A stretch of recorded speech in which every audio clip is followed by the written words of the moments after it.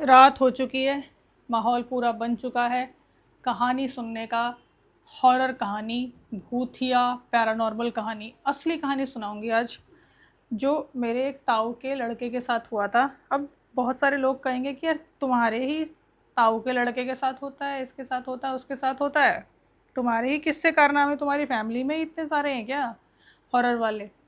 Actually मेरा मानना ये है कि अगर हमारे पास कहानी है और वो हमने बचपन से सुनी हुई है तो हमारे दिल के बड़े करीब होती हैं। पता है, ये सब हॉरर स्टोरीज़ जो हमने वाकई में अपनी फैमिलीज़ में सुनी हुई होती हैं, हमारा भी मन करता है यार वो आप लोगों से शेयर करने का। I am not here to जज एनी बडी, बट लोग बहुत मनगढ़ंत कहानियाँ भी सुनाते हैं। रेगुलरली सच्ची कहानियाँ कहाँ से लेकर आएंगे, है ना। ये भी एक समस्या है। चलो, लेकिन आज की कहानी पे ध्यान देते हैं। ये जेन्युइनली रियल पैरानॉर्मल घटना है जो आज मैं आपसे शेयर करूंगी।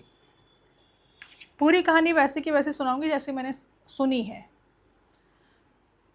ये कहानी है उड़ीसा की, हमारे गांव की। हमारा गांव आता है काफ़ी रिमोट एरिया में। बहुत सारे उड़ीसा के लोग जानते हैं कि एक डिस्ट्रिक्ट है केंद्रापड़ा, वहाँ पे हमारा गांव आता है। एयरपोर्ट से काफ़ी दूर पड़ता है, 3 घंटे तो लगते ही हैं आज के टाइम पे। पहले तो जब हम जाते थे, अगर हम कैब भी लेके जाते थे, जिसको टैक्सी कहते थे, टैक्सी से भी जाते थे अगर तो भी 4 घंटे 4.5 घंटे पहले के रोड्स के कंडीशंस के हिसाब से समय लग जाता था। पर आज हमारे पास सभी सुविधाएं हैं तो जल्दी पहुंच जाते हैं। फिर भी ऐसा लगता है कि एयरपोर्ट से इतनी दूर है, अंदर है, रिमोट एरिया में है आज भी। पहले बिजली भी नहीं होती थी, आज बिजली है। बहुत सारी चीज़ें हैं जो आज के टाइम पे अवेलेबल हैं गांव में भी। पर एज़ कंपेयर टू शहर, जैसे दिल्ली हो गया, कोई महानगर हो गया, फिर भी पिछड़ा तो है। क्योंकि शहर से लेके गांव तक का जो रास्ता होता है लंबा भी है, आज भी है, और उसके बीच में कोई स्ट्रीट लाइट भी नहीं होती, अंधेरा होता है। अगर चांदनी रात है तो रास्ता दिखता है, अगर अमावस्या की रात है तो कहीं पर कोई भी रोशनी आपको नज़र नहीं आएगी। इतना घुप अंधेरा, इतना घुप अंधेरा। अगर आपने नहीं देखा तो गांव देहात जाओ, जब लाइट चली जाए तब देखो। आसमान में तारे भी इतने साफ नज़र आते हैं कि एक अलग ही समा बनता है।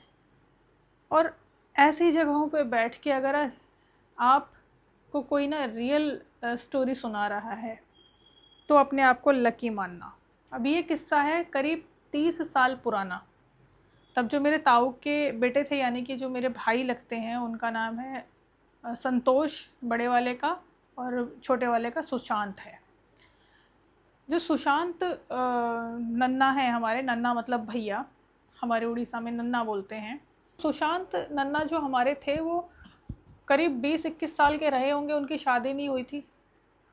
तो वो जाते हैं पट्टा मुंडई बाज़ार में शाम को अपनी साइकिल से। अब उड़ीसा में ना बारिश के मौसम में तो बहुत बारिश होती है, लेकिन नॉर्मली भी बारिश होती है। तो जब वो बाज़ार गए हुए थे अपनी साइकिल पर, तो उनको आते हुए ना देर हो गई। अब रास्ते में बारिश हुई तो वो कहीं रास्ते में पेड़ के नीचे रुक गए। इतने में रात और गहरी हो गई, बारिश और बढ़ गई। तो पेड़ के नीचे ही कहीं अपना जुगाड़ करके वो खड़े रहे होंगे, 2-4 लोग और खड़े रहे होंगे अंधेरे में उस तरह से। अब जो लोग पहले के टाइम पे साइकिल से जाते थे वो अपने साथ टॉर्च भी ले जाते थे जेब में, या बांध के ना, उसकी एक इतनी बड़ी डायल हुआ करती थी उस टॉर्च की, और पीछे से उसका एक स्टील का एक ऐसे हाथ होता था जिससे हम पकड़ते थे टॉर्च को। टॉर्च अजीब तरीके के थे पहले। शायद आज के जो जेनजी लोग हैं उन्होंने उस तरह के टॉर्च देखे भी नहीं होंगे। हमने भी बहुत बचपन में देखे थे, उसके बाद तो हमने भी नहीं देखे।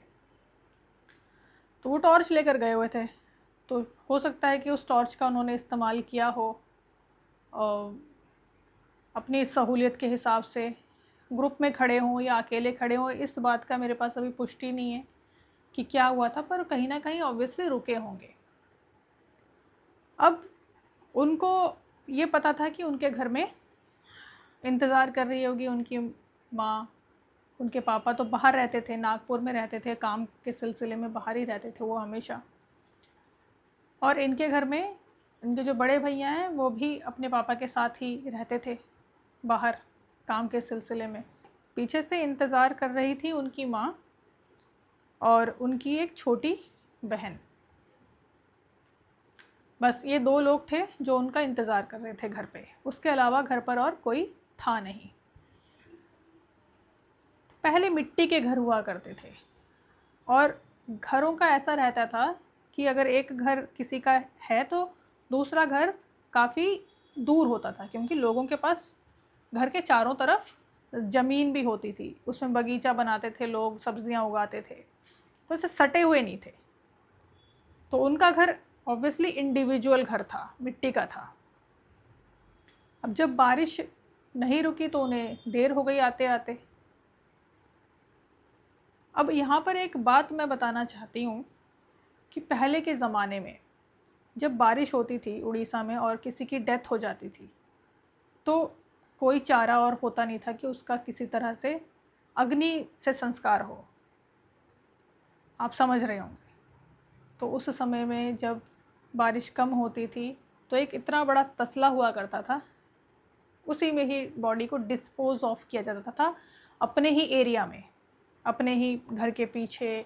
हर किसी का अपना एक एरिया होता है स्पेसिफिक। कई लोग आज भी उस ट्रेडिशन को फॉलो करते हैं, संस्कार अग्नि से करते हैं, मगर अपने एक पर्टिकुलर एरिया में ही करते हैं। स्पेशली वो पर्टिकुलर जगह नहीं होती जैसे शहरों में होती है। तो कहने की बात यह है कि उनके घर के पीछे ही समाधि थी हमारे जो सुशांत भैया हैं उनके दादा दादी की।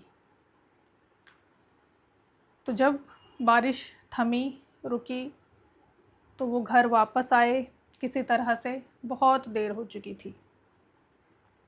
तो इनको अपने घर में पहुंचने से पहले एक औरत दिखाई दी उनके घर के बाहर बैठी हुई। अब अंधेरा था, नॉर्मली वैसे भी लाइट नहीं रहती थी गांव में पहले, और बारिश हो जाती थी तो लाइट वैसे ही कट हो जाती थी कई कई दिनों के लिए।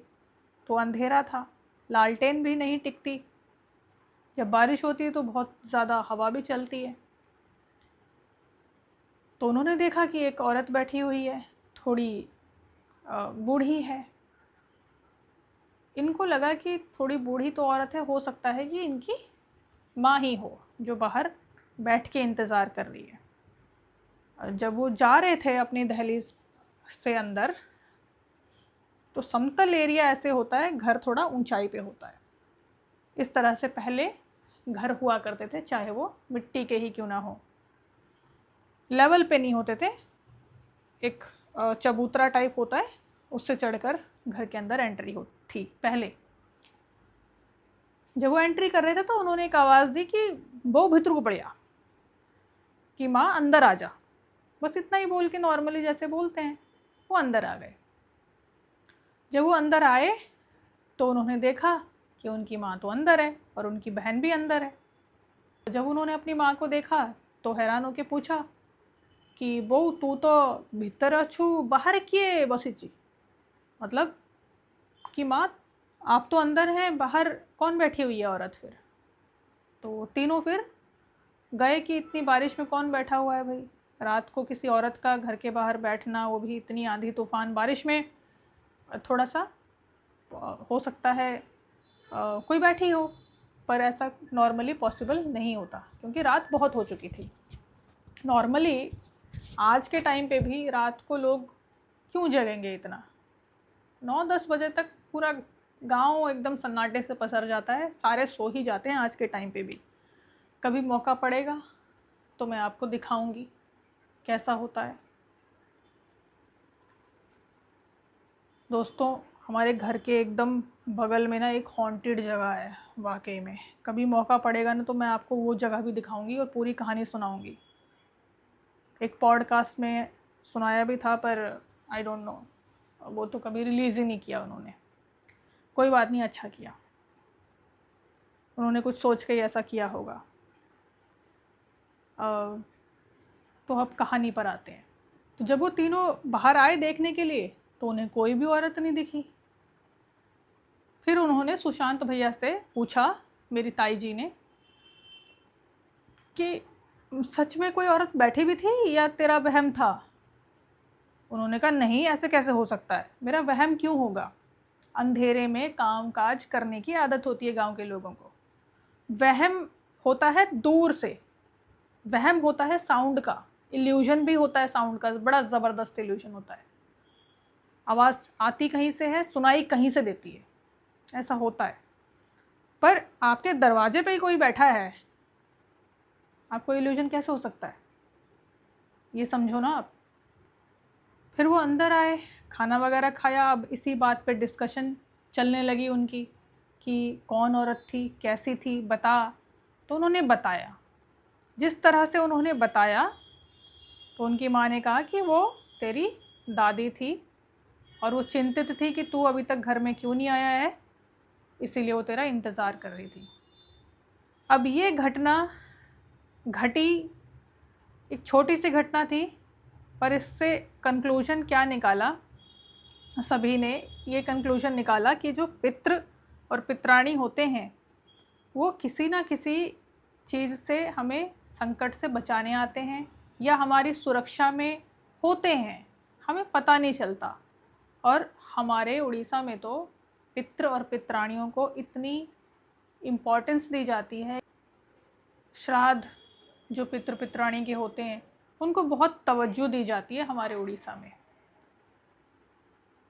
वो हमेशा किसी ना किसी संकट के समय आपको दिख सकते हैं, कोई अच्छी शुभ घटना घटने वाली होती है दिख सकते हैं, या किसी संकट से आपको आगाह करने के लिए भी दिख सकते हैं, और आपकी सुरक्षा में चिंतित होने की वजह से भी आपको दिख सकते हैं।